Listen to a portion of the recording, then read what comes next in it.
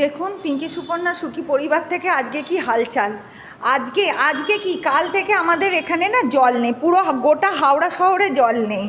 দেখুন আজ আমরা খাচ্ছি এই ভাত সেদ্ধ, আলু সেদ্ধ, ডিম সেদ্ধ আর এই লঙ্কা তেল খাচ্ছি।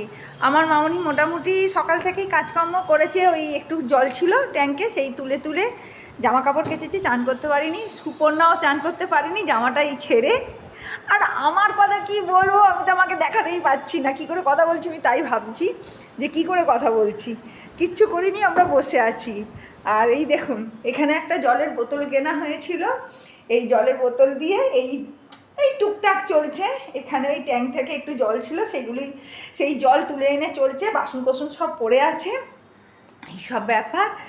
আর গুবলানকেও খাইয়ে দিয়েছি ওই আলু সেদ্ধ ভাত, এও খেয়ে এখন গুবলান এখানে শুয়ে আছে।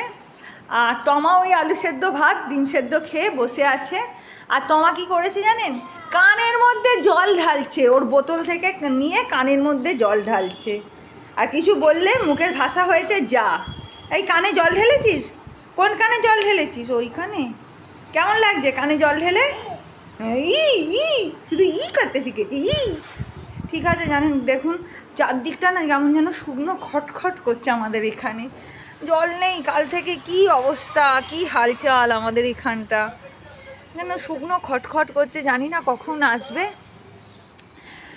আজকে বলেছে 1.5 দিন 2 দিন, আজকে আদৌ পার আসবে কি না এইভাবেই মনে সারা দিন রাত বসে থাকতে হবে। ঠিক আছে রাখছি এখন। হ্যাঁ কী হয়েছে?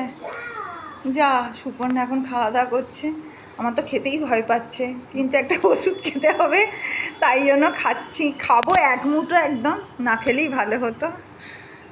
কিরে সুপর্ণা কেমন বোধ করছিস জল নেই? আচ্ছা ঠিক আছে, টাটা, রাখলাম।